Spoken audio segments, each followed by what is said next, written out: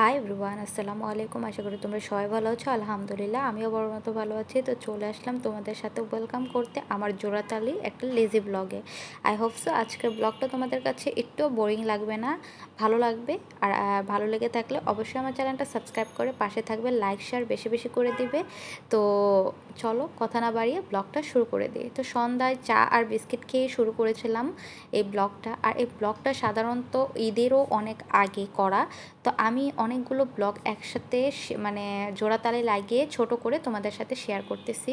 তো এটা মানে ওই দিনটা ছিল শুক্রবার, আর আমার শাশুড়ি মা নানু বাড়িতে গিয়েছে, একদিন থাকবে রাত্রে। তো ওইটাই ছিল সন্ধ্যার সময়। তো ওই দিন রাত্রে তো মানে আমার শাশুড়ি মা মানে নানু বাসাতেই ছিল। আর এটা হলো পরের দিন সকালবেলা আমি ঘুম থেকে উঠেই আব্বু দেখি গরুর মাংস নিয়ে এসেছে। সাধারণত আব্বু শুক্রবার আসলেই গরুর মাংসটা নিয়ে আসে। তো গরুর মাংস নিয়ে এসেছে আর বলতেছিল যে গরুর মাংস রান্না করার জন্য, আর সাথে খিচুড়ি রান্না করার জন্য। আর অল্প মানে বেগুন আনেছে, নিজেদের গাছে করা বেগুন।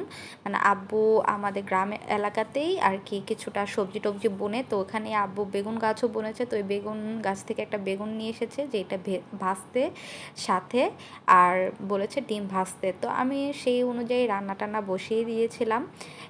তো আজকে আসলে তোমাদের সাথে যে ব্লগটা শেয়ার করব আশা করি ভালো লাগবে।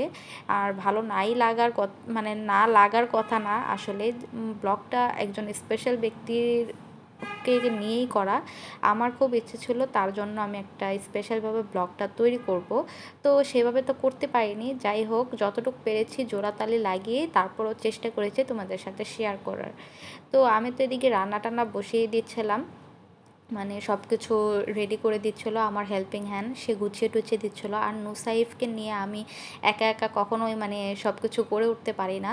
তো আজকে যেহেতু রান্না কম, আর আরেকটা মানে কষ্টের রান্না যেটা হলো খিচুড়ি। আমার কিন্তু পোলাও খিচুড়ি রান্না করতে গেলে খুব ভয় হয় পানি দেওয়ার সময়। মানে আমি সাধারণত সব কিছু করে দিতে পারবো, কিন্তু পোলাও রান্নার ক্ষেত্রে আমি খুব ভয় পাই, কারণ আমি এটা পানির পরিমাণটা খুব কম বুঝি। আর আমার শাশুড়ি মা সবসময় তো দেখোই সব ব্লগে আমি রান্না করি সব কিছুই, কিন্তু মানে পানি দেওয়ার সময় আমার শাশুড়ির মাকে ডেকে এনে তারপর পোলাওর চাউল রান্না করাই বা খিচুড়ি। আর খিচুড়িটা আমার শাশুড়ির মার হাতেরটাই বেশি ভালো লাগে আমার কাছে। তো আমি এই ফার্স্ট টাইম একা একা রান্না করব, তাই আর কি খুব ভয় ভয় হচ্ছিল। তো এদিকে আমি বেগুন ভেজেও নিয়েছি আর গরুর মাংসটা সুন্দর করে প্রেশার কুকারে বসিয়ে দিয়েছিলাম। এরপরে আমি খিচুড়িটা রান্না করার জন্য গরম পানি দিয়ে দিয়েছি আর খিচুড়িটা রান্না করতেছিলাম।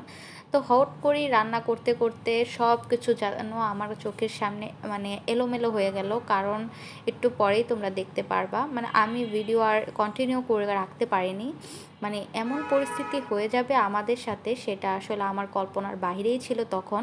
তো এই যে দেখতে পাচ্ছ এখন সবাই হসপিটালে বসে আছে। এটা কার জন্য জানো? আমার শ্বশুর আব্বার জন্য।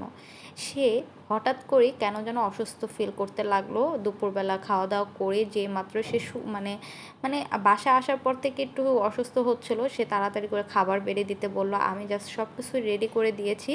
সে যেই মাত্র মানে ঘরে গিয়েছে মানে শুতে ঘুমাতে, তো ঘুমের অবস্থাতে তার অবস্থা খুব খারাপ হয়ে গেল। তো দেন তাকে নিয়ে আসা হয়েছিল হসপিটালে। তো হসপিটাল থেকে বাসায় আনার পরে নুসাইব দেখো কত টেক কেয়ার করছে, তোর দাদুকে বলছে আর কি যে চুপ করে থাকো চুপ করে থাকো, কথা বলো না। তো এটা ছিল আর কি মানে আমার শ্বশুর আব্বু হসপিটালে যাওয়ার অনেক আগে। তো কিছুদিন আগে আমরা আর কি আমাদের যেই স্পেশাল করে আমি তোমাদের কাছে ভিডিওটা আপলোড মানে দিচ্ছি, সেটা হলো আমার শ্বশুর আব্বার জন্য স্পেশাল করে। তো স্পেশাল মানুষটাই হলো তিনি। আসলে এই যে আমরা যে বাড়িতে আসছি, যে বাড়িটার উপর সিঁড়ি দিয়ে হাঁটতেছি, এই বাড়িটা জানো কার? এই বাড়িটা হলো আমার শ্বশুর আব্বুর। তার নিজের কর্ম করা, নিজের কষ্টে করা সফলতা। আসলে বলতে কীভাবে বলবো সে কথাটা আসলে বুঝতে পারতেছি না। মানে প্রতিটা মানুষেরও কিন্তু একটা নিজের স্বপ্ন থাকে, নিজের একটা ব্যক্তিত্ব থাকে, নিজের একটা শখ আহ্লাদ থাকে। সেই রকমই আমার শ্বশুর আব্বু একজন। তারও একটা শখ যে তার নিজের বলে একটা বাড়ি হবে। আমরা যে বাড়িতে থাকি সেটা যে নিজের না সেটা না, নিজের কষ্টে করা, নিজের কর্মে করা, আর নিজের সফলতা করা, আর নিজের পরিশ্রমে করা, যেটা সেটা হলো নিজের। তো সেটাই বলতেছিলাম যে আমার শ্বশুর আব্বুর এই বাড়িটা করার পেছনে নিজের অনেক অনেক অবদান। সে এই বাড়িটার পিছনে যতটা স্বপ্ন দেখতেছে, সে স্বপ্নটা যদি তোমাদের সাথে তুলে ধরা যেত, তাহলে তোমরাও তাকে প্রশংসার পাত্রেই দেখতে। আসলে সে যে এই বাড়িটা করার পেছনে কত স্বপ্ন দেখে জানো? এই বাড়িতে সে নিজে থাকার জন্য স্বপ্ন দেখতেছে না, এই বাড়িতে দেখতেছে তার পরিবার কিভাবে ভালো থাকবে, কীভাবে তাদের জীবনটা সুন্দর যাবে সেই স্বপ্ন। আসলেই তার মতো আমরা কখনোই বা এইরকম চিন্তা ভাবনা নিয়ে বড় হতে পারবো না, জানিও না।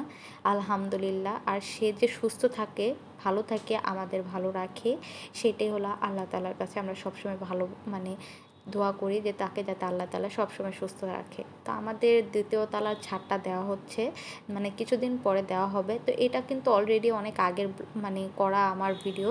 তো আমি জোড়াতালি লাগিয়ে তোমাদের সাথে শেয়ার করতেছি। অলরেডি কিন্তু আমাদের তৃতীয় তলার ছাদটাও দেওয়া হয়ে গেছে, এটা দ্বিতীয় তলার ছিল। তো এরপরে আমরা ওই বাসা থেকে ঘুরে টুরে আব্বু যেখানে আর কি তোমাদের সাথে বললাম যে নিজে যে বনে আর কি যে জায়গায়, সেই মানে আমাদের পুরনো যে বাড়িটা ওইখানে আর কি কিছু জায়গা আছে খালি।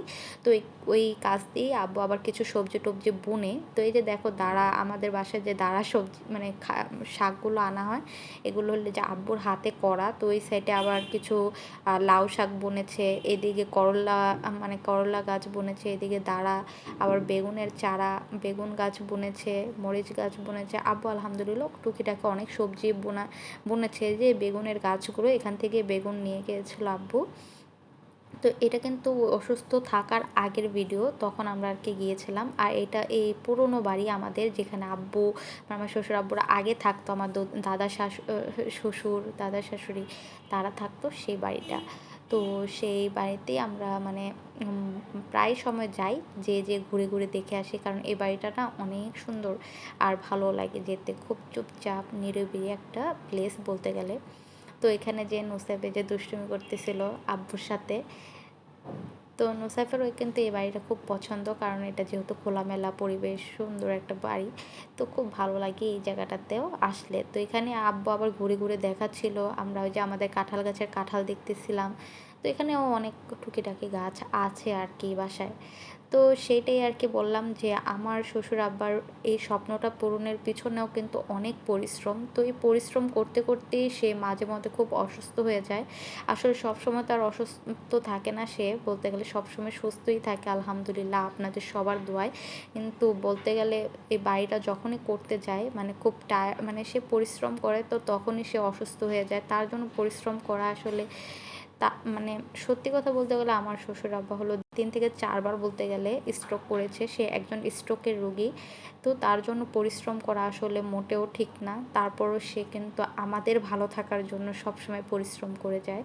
যে তার মানে সে নিজের জন্য কখনো চিন্তা করে না। সে চিন্তা করে যে তার পরিবারটা কীভাবে ভালো থাকবে, সুখী থাকবে, শান্তিতে থাকবে, সেইটার সবসময় চিন্তা করে। তো আমরা আরও একদিন চলে গিয়েছিলাম, মানে আব্বু সুস্থ হওয়ার পরে আলহামদুলিল্লাহ আব্বুকে সুস্থ করে বাসায় নিয়ে আসা হয়েছে এরপরে আর কি। তা আমরা চলে এসেছিলাম আবার আব্বুর সাথে, যে আমাদের মানে কতটুকু কাজ বাকি আছে সেটা দেখার জন্য। আর তো এই যে এসে দেখে মোটামুটি অনেকটাই কাজ এগিয়ে গেছে, মানে আমাদের ছাদে যে মানে যেটাকে বলে গ্রিল করা বা যেটা রড দিয়ে বাধাই করা, সেটা করা হয়ে গেছে অনেকটাই। তো সেটাই বলতেছি আলহামদুলিল্লাহ তোমাদের সবার দোয়ায় ও কামনায় আমার শ্বশুর আব্বু যে আমাদের কাছে সুস্থভাবে ফিরে এসেছে বা ভালো আছে, এটাই আর কি সবসময়। আর সবাই এটার জন্যই দোয়া করবে যাতে সে যাতে এভাবেই সুস্থ থাকে আমাদের কাছে, কারণ সে যদি সুস্থ না থাকে তাহলে আমরাও সুস্থ থাকবো না। কারণ আমাদের মূল যে মানে একটা গাছের যে মূল যেটাকে বলে, যেটা না থাকলে একটা গাছ বেঁচে থাকতে পারে না, সেরকমই সে আমাদের জন্য সেটাই মানে প্রাধান্য। আমরা আসলে তার জন্যই এতটা ভালো আছি, সুস্থ আছি, হাসি খুশি আছি। কখনো টেনশন নিতে হয় না যে কখন কি করতে হবে না করতে হবে, প্রতিটা জিনিসের খেয়াল খুশি সেই রাখে আলহামদুলিল্লাহ। তো তার জন্য আসলে সবাই দোয়া করবেন ভালো থাকে, যাতে সেইভাবেই আমাদের পাশে থাকে, এভাবেই ভালো থাকে এই লোকটা, মানে সুস্থ থাকে সব সময়। তা আব্বু আমরা বাড়িটা দেখে এসে দেন আমাদের এর মধ্যে কিন্তু বললামই তো 2 থেকে 3 তলার ছাদও দেওয়া হয়ে গেছে। তো আমি ভিডিওটা তোমাদের সাথে এত লেটলি মানে করতেছি, আপলোড করতেছি। তো দেন আমরা আসার সময় ফুচকা খেয়ে চলে এসেছিলাম বাসায়।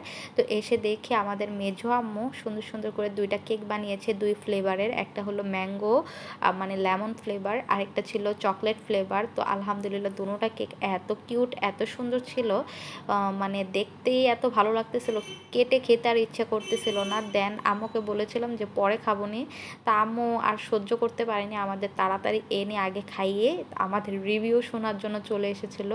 তো আমরা সবাই কিন্তু খেয়ে টেস্ট করে দেখতেছিলাম। আমার কিন্তু বরাবরের মতোই চকলেট ফ্লেভারটাই বেশি পছন্দ।